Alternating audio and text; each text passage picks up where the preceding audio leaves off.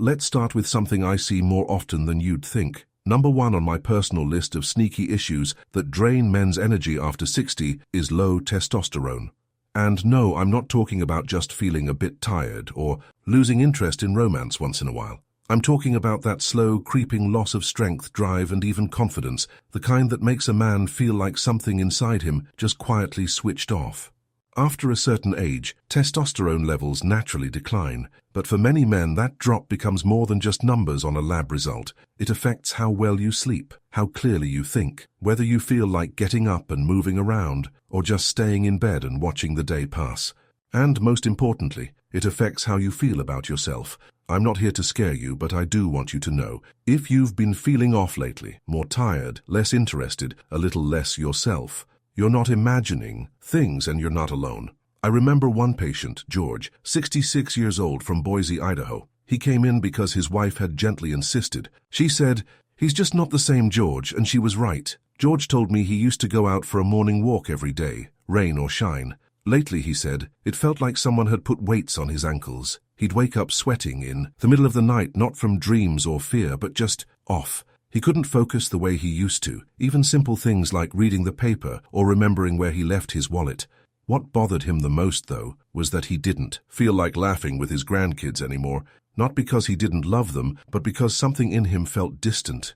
We ran a few labs and sure enough, his testosterone was well below the normal range. Not just total testosterone, which can look okay on paper, but his free testosterone and SHBG, that's a protein that affects hormone availability. Once we got a clearer picture, we made some small doable changes. George started walking again, just 10 minutes at first. He added vitamin D and zinc. We cut back on some processed foods that were spiking his blood sugar. His doctor worked with an endocrinologist to explore low-dose testosterone gel. Slowly, and I mean slowly, George started waking up with more energy. His eyes were brighter. He even cracked a joke about turning 70 with something left in the tank. What often helps men like George, and maybe you too, is asking your doctor to check not just your total testosterone but also your free testosterone and SHBG levels. These give a much better picture of what's really available in your system. If they're low, you and your doctor can talk about next steps. And no, that doesn't always mean medication. Sometimes simple actions like walking regularly, getting sunlight, cutting back on sugar and adding certain nutrients like vitamin D3 and zinc can gently support your levels. The goal isn't to chase your younger self, it's to feel steady. Again, to feel like you're in your body, as not fighting against it. I always tell my patients this: your body remembers. It remembers what strength felt like, what peace felt like, what desire and laughter and momentum felt like.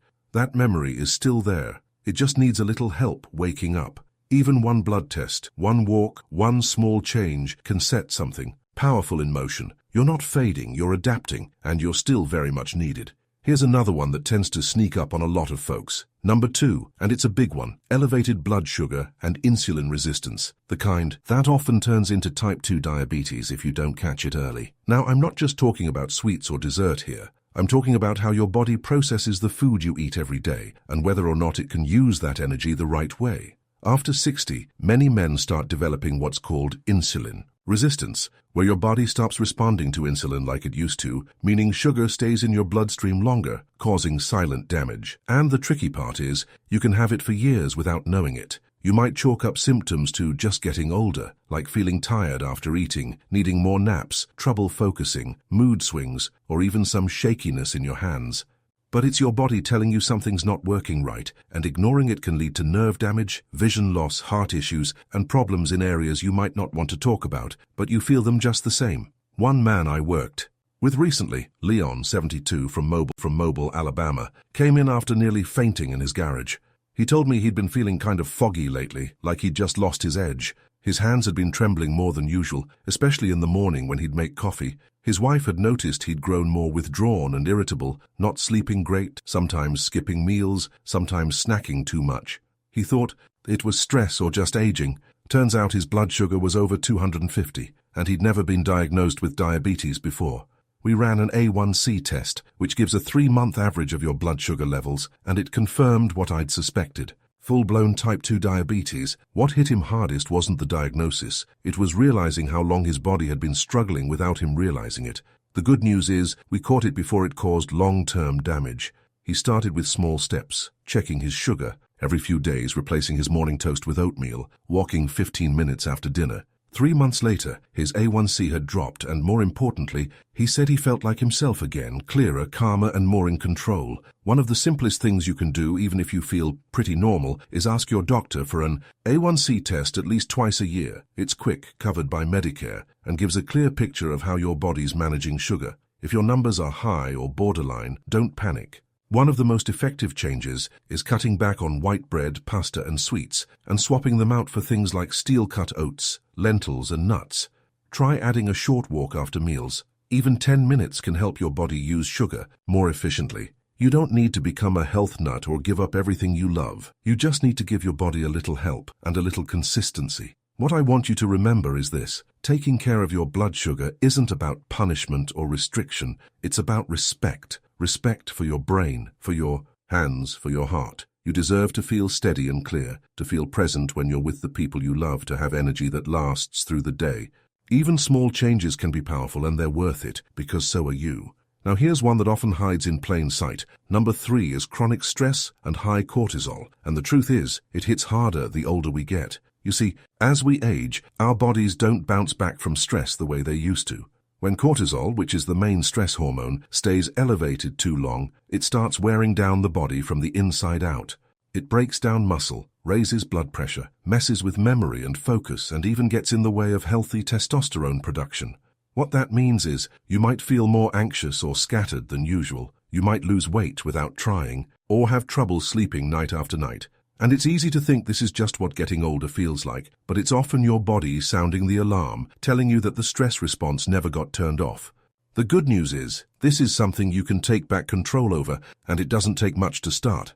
I've worked with a lot of men dealing with this exact issue, and one case I still think about is Tom. He's 68, lives in Sacramento, retired postal worker. Tom came to see me about 6 months after his brother passed away. He said he didn't feel like himself anymore. He was forgetting words, felt constantly on edge, and had lost almost 20 pounds without trying. His sleep was a mess, and he'd stopped doing the little routines he used to enjoy, like his crossword puzzles in the morning or sitting on the porch in the evenings. When I asked about stress, he just kind of shrugged, like it was something he didn't want to complain about. But his blood pressure was high, and some basic lab work showed elevated cortisol levels that were way outside the normal range. He wasn't lazy or broken. His system had just been stuck in emergency mode for way too long. So we didn't try to overhaul his life overnight. We started small. 5 minutes of slow breathing every morning, a short walk after lunch, no screens an hour before bed. 2 weeks in, he called me and said, "I finally slept through the night."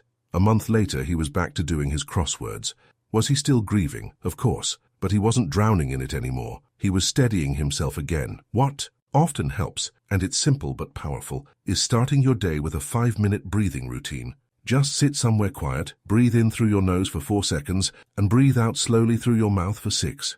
Do that for 5 minutes. Your nervous system responds almost instantly. And add in a daily walk, even just around the block, because movement is one of the best ways to gently lower cortisol and shift your body back toward balance. You don't need to do it fast, and you don't need to do it perfectly. You just need to begin. I like to think of stress like a heavy backpack, one you've been carrying for so long you forget it's there. But once you take it off, even for a little while, your shoulders remember what lightness feels like. You don't have to fix everything today, but you do deserve to feel calm in your own skin again.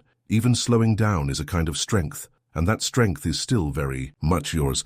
Here's another issue that tends to get brushed off far too often. Number 4 is poor sleep and undiagnosed sleep apnea, and I can't tell you how many men I've seen chalk this up to just getting older. But the truth is, after 60, your body needs recovery time more than ever, and when your sleep isn't deep or consistent, your whole system suffers.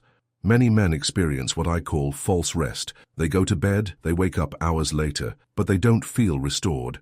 That's often because something's disrupting the body's ability to reach deep healing sleep. Sleep apnea is one of the biggest culprits here, and it's far more common in older men than most realize. If you're snoring loudly, waking up gasping, or your spouse says you stop breathing in your sleep, that's not something to ignore. It raises your blood pressure, strains your heart, clouds your thinking, and saps your energy and mood. Most importantly, it silently chips away at your strength over time. I remember one man in particular, Frank, 70 years old, retired mechanic, from Dayton, Ohio. He came in because he kept forgetting simple things like names of friends, and once he even showed up to a Sunday lunch a full day early and couldn't figure out why no one else was there. His wife was the one who noticed. Something wasn't right. She said he'd started breathing weird in his sleep, sometimes stopping for 10 or even 15 seconds. She was scared. Frank brushed it off at first. He figured, well, I'm 70, forgetfulness happens. But I asked him a few more questions, and he admitted that most mornings he woke up feeling exhausted, no matter how early he went to bed. He also mentioned headaches, irritability, and needing 3 cups of coffee just to feel halfway normal. We sent him for a simple sleep study, nothing invasive, and the results showed severe sleep apnea. We got him set up with a CPAP machine, and I checked back a month later. His wife told me he was sharper, less cranky, and even started cracking old jokes again. Frank said, I didn't realize how tired I'd been until I wasn't tired anymore. What often helps, and it's easier than most folks expect, is just starting a conversation with your doctor about your sleep.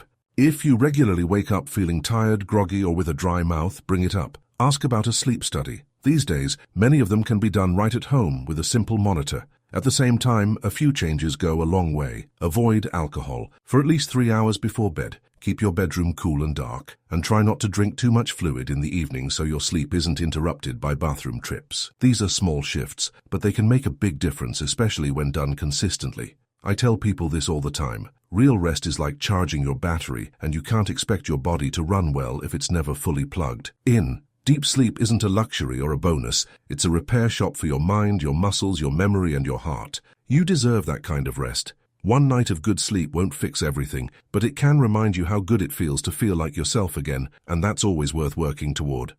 Let me share one more important piece that often gets missed. Number 5 is low vitamin D and what it does to your bones, your energy, and even your mood. A lot of people think of vitamin D as just a sunshine vitamin, something nice to have but not essential. The truth is, for men over 60, a serious deficiency in vitamin D can quietly weaken bones, lower your immunity, and even impact your testosterone levels and emotional stability. When you don't have enough of it, your body struggles to absorb calcium properly, and over time that leads to brittle bones, muscle weakness, and a much higher risk of fractures, sometimes even from a simple slip in the kitchen or a light bump. And what makes this tricky is that the symptoms often feel vague: low mood, tiredness, aches in the joints, or even a weaker grip, and many men just assume it's part of aging. But it doesn't have to be. I had a patient not too long ago. Jerry, 74, retired contractor from Tulsa, Oklahoma. He came in after falling in his kitchen and breaking his leg. It was a clean break, but it caught him completely off guard because it happened after what he described as a gentle stumble, nothing dramatic. In the ER, they ran a few scans and found signs of osteoporosis, which is more common in women but absolutely affects older men too. When we checked his blood work, his vitamin D levels were shockingly low, well under 20 ng/ml. He told me he barely spent time outdoors anymore because he thought the sun was something he needed to avoid at his age. He didn't drink milk and wasn't taking any supplements either. We started him on a monitored dose of vitamin D3, added calcium, and got him connected with a trainer who focused on safe, balance-based strength exercises. Within weeks, Jerry said he felt more awake during the day and less sore getting out of bed in the morning. He said the big surprise wasn't just physical. He felt lighter mentally too, less foggy and more steady, like his old self was coming back piece by piece. What often helps, and it's a very manageable place to start, is simply asking your doctor for a blood test to check your vitamin D levels. If you're under 30 ng/ml, you'll likely benefit from a supplement, but it's best to have a plan built around your specific needs. I also encourage you to get outside for just 15 to 20 minutes of sun a day. Even light through your sleeves and face can help your body produce natural vitamin D, especially in spring and summer. If mobility is a concern, sitting by a sunny window with a book or your coffee still makes a difference. You don't need to overhaul your life. You just need to let in a little more light. I like to think of vitamin D as a quiet kind of strength, like the framework of a house. You don't always see it, but it's holding you up. And just like a strong foundation keeps everything else solid, healthy levels of vitamin D help you stand taller, feel steadier, and stay more connected to your energy and vitality. You don't have to settle for feeling tired and fragile. You deserve strength you can rely on, inside and out. If even one of these points resonated with you, leave a comment and share what you learned. It might help another man realize he's not alone. Subscribe and hit the notification bell. We'll keep sharing simple but powerful ways to protect your health, rebuild your confidence, and bring back the joy of living. Remember, You're stronger than you think. Life keeps going as long as you keep holding on to it.